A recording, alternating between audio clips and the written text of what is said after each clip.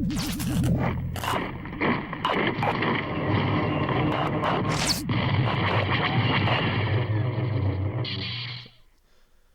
there! We're just a few days away from the premiere of the final season of Star Wars The Clone Wars, and I wanted to take a crack at a 10 predictions list, but since there are 12 episodes, I'll make 12 predictions, and it's totally not because I came up with too many predictions. I hope to be wrong on some of these, just so I can be surprised, but here we go. Number 1. The Bad Batch will return after their story arc is completed. I don't know in what capacity, but anything to maintain their relevance. I don't hate the Bad Batch arc, but I certainly am not in love with it as much as everybody else seems to be. They're a neat idea, I do like them, but I think a lot of people were more riding the high of getting an additional story and the added surprise of a character returning rather than actually seeing what it contributed to the overall narrative. Maybe they get involved with the Siege of Mandalore and then they all die. That'll be more than enough for me. Number 2. Lux Bonteri Returns. Maybe Ahsoka reaches out to him for help, or she tries to warn him about the falling Republic. I don't know. I really just want this because of my inclusion of the Onderon arc in my essential episodes list, and I'd like it to be more founded than just show Ahsoka's distractedness and to try and cover any and all possible bases. Like, I want validation. It's a selfish reason, but that's what I'm going for. Number 3. That scene of hologram Padme will be the only scene with Padme. As sad as that would be, I really struggle to find much of a need for her in this final season. We probably won't be dealing much with politics, and since she's pregnant, she's not exactly going to be running in a battle. I also find it hard to believe that she and Ahsoka would be in contact with one another. Even though they were close, and that Forces of Destiny episode, as well as the Season 5 finale, shows that Ahsoka knows about Anakin and Padme.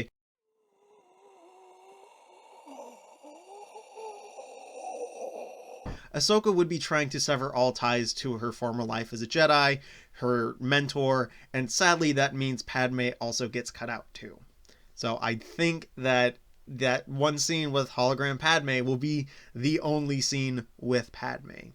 Number 4. A bit of a stretch, but Beerus will get a short cameo. Everyone wants to know if Beerus becomes an Inquisitor or not, but I have a feeling we'll just see her in a cell as Order 66 goes down, and she perhaps gets executed during Order 66, like Commander Fox just comes in and just blasts her. I don't know. While she does say, "I think they suit me," to holding Ventress's lightsabers, she's not falling to the dark side to actually become an agent of Dooku or like join the Sith or whatever. She saw that the Jedi Order was falling from its ways and perhaps wanted to reform it. Unfortunately, she went down the path of terrorism by blowing up a hangar full of stuff used for the war, but that doesn't mean she would just outright be supportive of the Empire. That's just a more corrupt version of the Republic, and it doesn't include the Jedi. Her target was an area used to store things for the war, a hangar, not the Jedi Council room, not training rooms, not anything specifically against the Jedi themselves, but the war. So if we see her, I think it will be during Order 66, and it might just result in her execution. Number 5. The Son of Dathomir comic will be adapted. So for this, I am just saying it will be adapted, meaning it could be truncated to just a singular episode, or they will find a way to go even further and only have it be half of an episode, or even further and just have it be the opening narration. But there is this awkward ending of Maul on Mandalore with Sidious's sinister assurance of, "I'm not going to kill you," and then Maul just being left as the leader of Mandalore. Like, in the Son of Dathomir comic, even though I haven't read it, I've like got it summarized basically. Maul's forced to play nice alongside the Separatists, but eventually escapes thanks to his loyal Mandalorians. That's really all I'm asking for, because him just remaining on Mandalore as part of Sidious's plans doesn't really make sense to me, and any bet to fill that gap within the show without outside sources would be much appreciated. Like, I really believe that anything that happens within the show needs to have like any sort of like backstory for it happen within the show. Now, I mean, like, that's a weird thing with the Clone Wars because you're dealing with prequel jargon and, like, the movies, but I mean, that's different than like, hey, go read this comic over here to understand what happened in between season 5 and the final season. Like, no, I don't want that. So I think they're gonna find some way to adapt it. Number 6, which just so happens to be about Order 66. I'm pretty sure it's safe to say that we all know it's coming. The question is more in what capacity.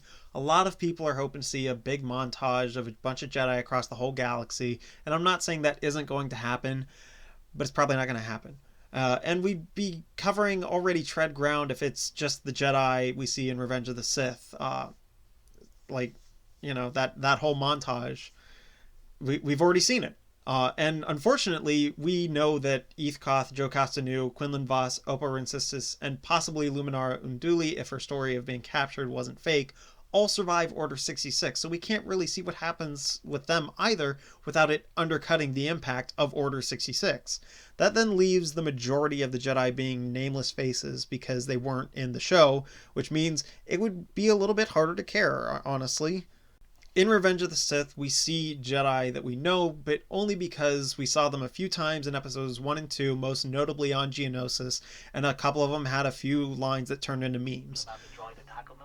Like, that's the majority of the character growth we get from the Jedi that we see in Revenge of the Sith. However, we do see Obi-Wan and Cody's interactions from before, so we can make the assumption that most Jedi clone interactions are pretty good.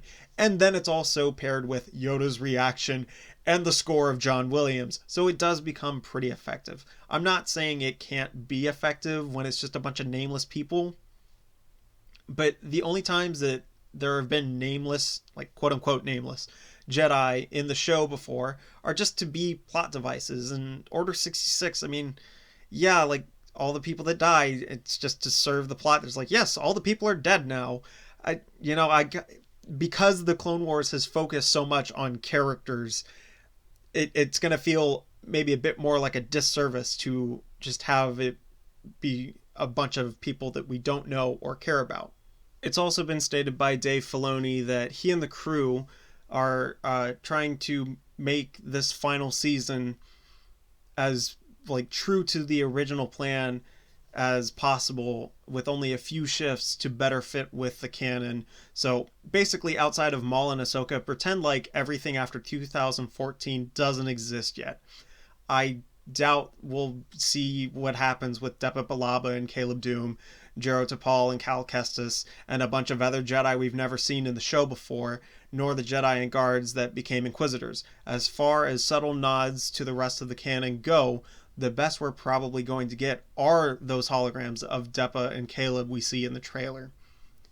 I do want to throw out the possibility of seeing a definitive Shaak Ti death, though, because her life and death has been across so many different like forms of media, of like deleted scenes and video games and all whatnot, and visions, So there is the possibility that we'll see her death like finalized on a screen, and then we go down the dark path of killing an old man in Terra Sanube, and then killing a bunch of younglings. But I'm okay with that if Gunji survives. He's the best. But to be honest, we're most likely going to be following Ahsoka's perspective, like seeing her perspective of Order 66. We'll probably get an introductory recreation of what we see in the movie just to set the mood, and then from there it's just going to be Ahsoka's perspective, hearing about Order 66, knocking out Rex to save him, and then the two avoiding the troops until they can safely get away.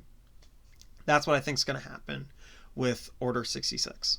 Number 7. This is one of my favorites. Ian McDiarmid will reprise his role as Palpatine. We haven't seen Palpatine in any of the trailers, to my memory. I'm pretty sure we don't ever see him. But I have a feeling that he'll be in a few scenes, because what is the Clone Wars without Palpatine?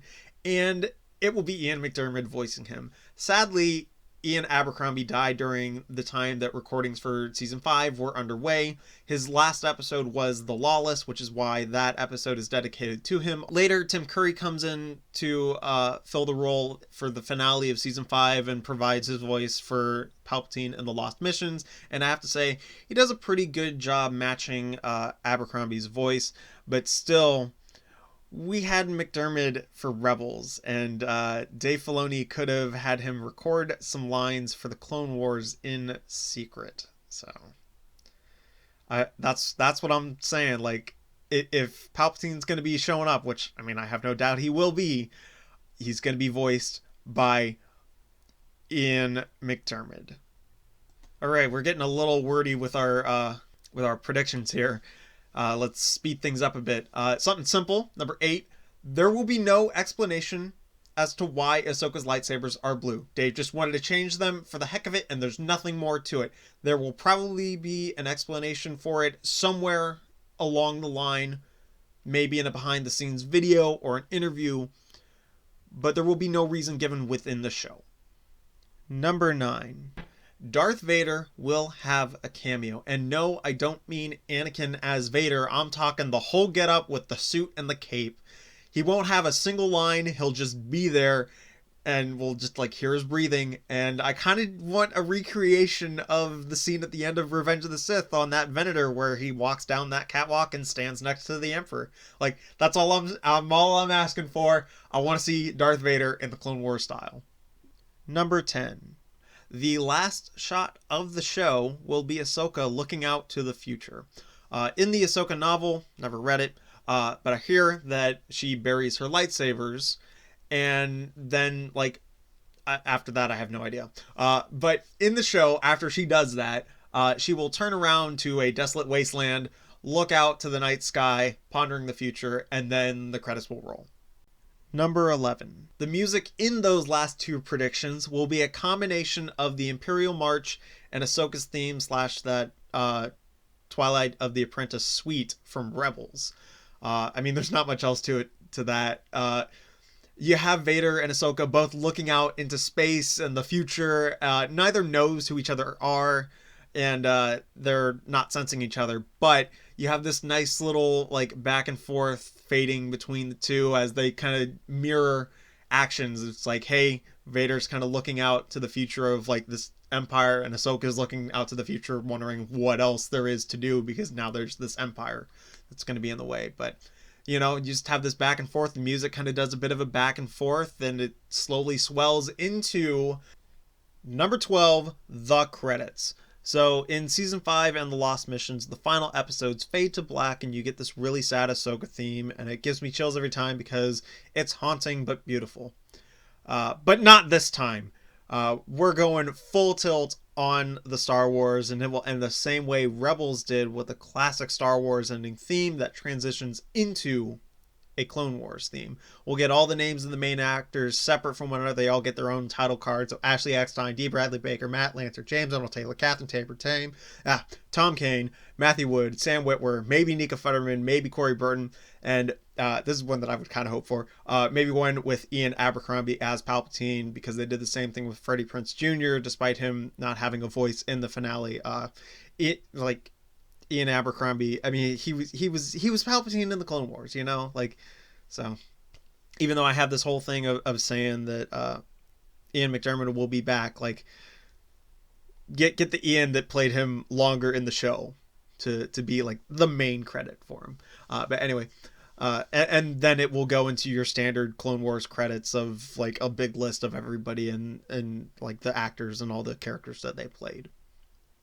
But that's what I think they're going to do for the credits, so that it is like an official, definitive, like, no, this is the end. You're not getting any more episodes after this, all right? Like, if it's already, like, being called the final season, and that won't shut people up, like, this will shut people up. Because, like, Season Mandalore is already going to be the end, but, like, no, like, it ends. We have proper credits now. It's over. Let's move on. So that's what I think is going to happen. And that is my list of predictions. I hope some of them come true and others fall flat on their face so that I can be surprised. Let me know what you guys think, and I'll see you again soon, as I have decided to review each episode of the final season as they come out. So, yeah. See you guys.